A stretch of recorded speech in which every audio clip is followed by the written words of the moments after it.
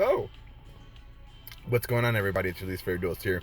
Just enjoying a gas station burger right now. So today we're going to be going over Blair Flannigan. Now, usually, like, I do a bunch of topics in one video, but I decided to split them up to be a little bit more focused on what I want to talk about. So let me finish this burger. So today we're going to be covering Blair Flannigan. I'm not naked. It's my shirt's all weird. But yeah, let's go into Blair Flannigan. She's a new character unlocked from the GX. If you're not sure how to unlock her, if you go to the event here, I'll show you how. So in this event, all you gotta do is you just fight Blair. You need to get, was it 1,200,000 points? You see I have 1,575,000 points, and then you do a tag duel. And the way you get a tag duel is this little love meter at the bottom left here. You just duel, it builds up, and then you do a tag duel against Blair and Jaden. You win that duel, and bam, you got Blair Flannigan. So today we're going to go and look at her abilities, her cards, and just my overall opinion on her. And we'll see, let's see what she has to offer. So we'll just go through the rank up thing, because I think that's always more fun. And then we'll go through her skills individually and see what we got. Oh, and also her what she gives you at the gate, of course. So usually, you get an ability at 4. I think it's like 4, 13, and 20. So level 2, gems. Level 4? Level 3. My little like, share, and subscribe thing's in the way. I can't move it right now. Okay, so it says, got a trap card here at level 3. Pikaroo's second sight. Until your opponent's second end phase, your opponent shows you all the cards that they draw before adding them to the hand. I don't want to say it's a bad card, like knowing what your opponent's drawing is pretty handy. But, I mean, realistically, are you going to blow a slot in your deck to know what they're playing? I don't think so. So we got level 4, we got the Maiden of Iron. We'll look at these abilities later. Deck box, gems, we got a card here. Jane, Twilight's General. I think I'm going to move myself up here out the way. There we go. So it's a level 4, 1800. Once per turn, you can banish one Light Sworn monster from your hand or graveyard. Then target one face-up monster on the field. It loses attack and defense equal to the banished monster's level times 300 until the end of this turn. Once per turn, if you send other Light Sworn monsters effect, if your other Light Sworn monsters effect is activated, send the top 2 cards of your deck to the graveyard. So an additional 2. It's pretty nice. I mean, it doesn't say either player's turn, so it's only, I'm assuming it's only on your turn that this ability pops. But you could get some pretty nasty attack reduction. This will probably help you go over some big boys. And I like that it banishes either from your hand or graveyard, which is pretty handy. Most likely you're going to be banishing from the graveyard. Alright, so let's see. We got some deck slots, some gems. Mutually Assured Destruction. Both players must keep their hands revealed this turn. While their hands are revealed by this effect, if they both have a card with the same name in their hands, neither player can activate cards with that name or their effects.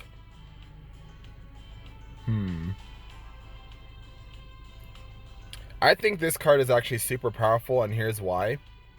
Because if you're playing against a mirror match, and you go first, and then you reveal this thing, you could shut down a lot of crap. Yeah. Yeah, I think that's pretty powerful. It's like really, well, I'll have to test that out. But I think that's a really strong going first card. Another Pikaroo, some gems, attack charge. Okay, at level 13. We got Rico, Lightsworn Fighter. He's a dog sword man. He actually looks like, if you ever played Dark Souls, it's the Can't remember the for the life of me the dog's name, but the one that has like the giant claymore in his mouth that you fight at a graveyard. His name's like Sif. I want to say his name is Sif. But you fight a giant dog in Dark Souls, something like that. He doesn't have a cool cloak like that though. Anyways, so if this card is normal summon or flip face up, you can banish one Light Sworn monster from your hand or graveyard. Banish one card on the field. Okay.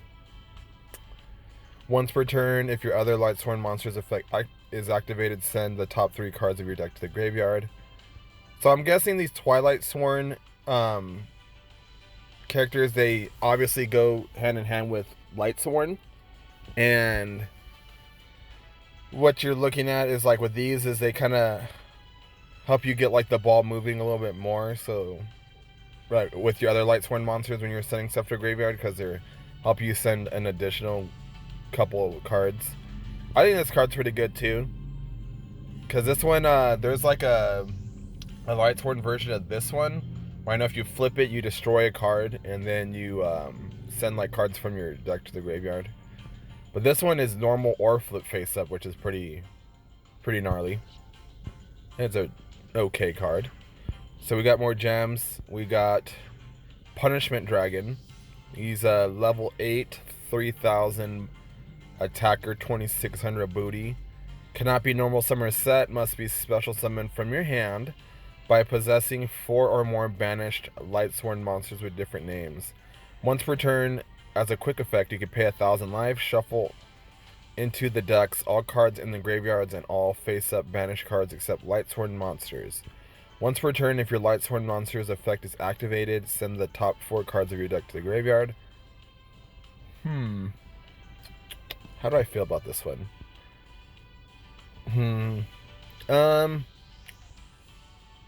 It's kind of a blowout card for some decks. Like,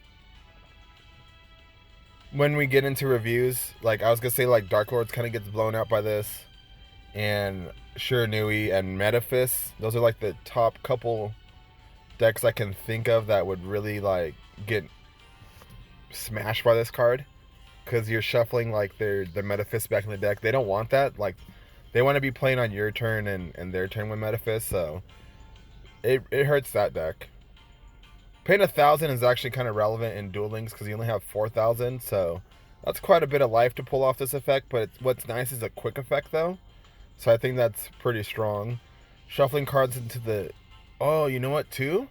Is this would be pretty gnarly against Magnet Warriors also. Magnets probably would hate this thing.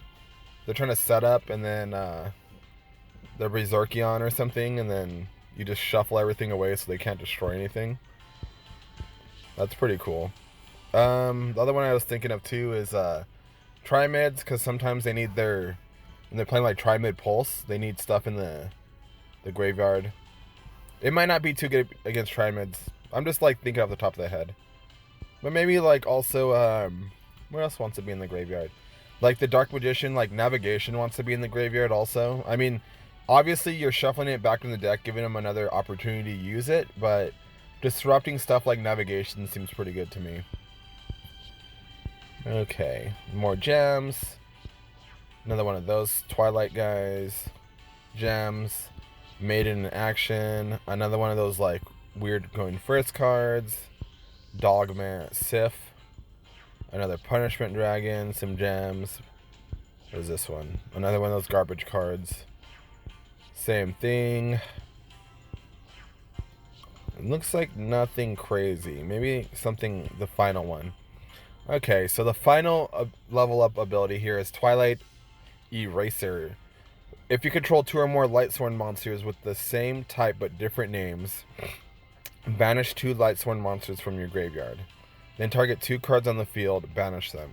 If this card is sent from the deck to the graveyard by a Light Sworn effect, you can special summon 1 Light Sworn monster from your hand. I think this card's pretty good in Light Sworn. I never played it. It's way like out of my time for Light Sworn. So I personally think like this card might be pretty good. I tried Light Sworn a long time ago when I was first starting out Duel Links. When I first started playing Duel Links, it was right when the Stardust Dragon structure deck came out, so that's about the time I started playing. So I did play a little bit of Lightsworn. It's not. I didn't think it was that great, but yeah, it might be good. It seems like Lightsworn's coming together. I did some research, and it used to be a pretty good deck in the TCG. So we'll have to see. Okay, so now it's on to abilities. So we got restart. Obviously, you know, your starting hand, you can reset it. You can mulligan. You got Only You, Maiden in Love. Show. Let's see. I'm guessing it says select one Maiden in Love you control during your opponent's next turn. Can I move this thing? Oh, okay. So it says select one Maiden in Love you control during your opponent's next turn. As long as this Maiden of Love remains in face-up attack position, your opponent can only attack this card. The skill can only be used once per duel. I haven't really tried Maiden at all, so maybe it'll be a thing. It seems like a meme deck from what I've seen. Have the damage you take from battles involving Maiden of Love, Maiden of Iron, Maiden in Love. Select one or more monsters your opponent controls up to the number of Maiden of Love cards you control. Then place one Maiden counter on each monster you selected. The skill can only be used once per duel. So I know, like, with this card, you want to build up counters, and then you use, like, different spells to, like, snatch them up and stuff. Oh, yeah, here it is. Cupid's Kiss. This is the thing that you want to snatch things up. So when you take control of an opponent's monster with the effect of Cupid's Kiss, gain life points equal to the attack of that monster you took control of. So it's your level 20 ability. And is this just with one counter? Let me see.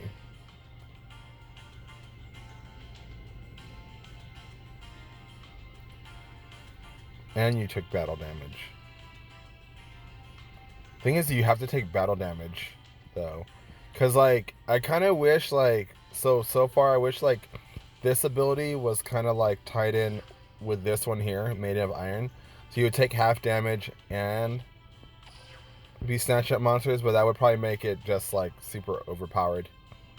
Alright, you got life point boost A, level augmentation.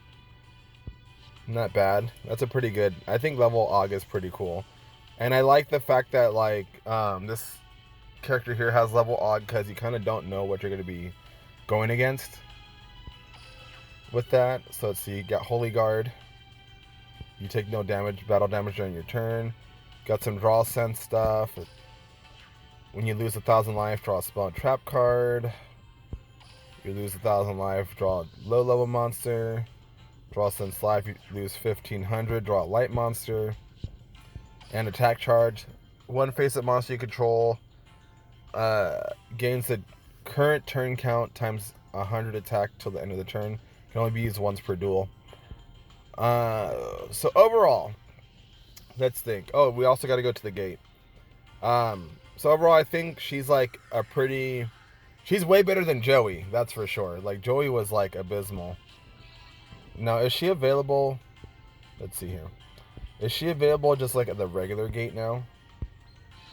Let's see. No. Doesn't look like it. Okay. So it looks like she's only available in this event right now. So you got like this card here.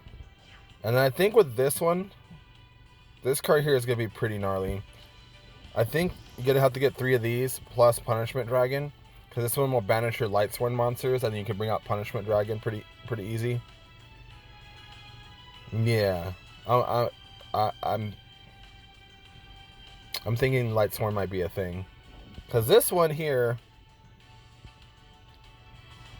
well, this one is, so this card here is not a negator, but you are blowing up back row. So this card is actually pretty good against like Dark Magician. Because you can blow up their dark magical circle. So it's gonna be a work in progress on this. I'll have to check it out. I do own a lot of Lightsworn cards though. So, and then the new box coming out has some Lightsworn stuff, which we're gonna cover in another video. But overall, I think Blair is like a decent character. She's got at least like stuff for synchro at the very least, you know, and like I think having synchro characters are pretty good. So I'm gonna give her. I should start. Maybe I should review every single character and give them a review. But I don't know. I'll. That's quite a huge task to do. But I think she's gonna be playable, way more than Joey. The Joey from DSOD, garbage. I'm gonna say it again. He's garbage. So, and he was super easy to unlock. That's how garbage he was. They were just like, here, like, take him. Yeah. All right. Until then, I'll see you guys on the next video. Deuces.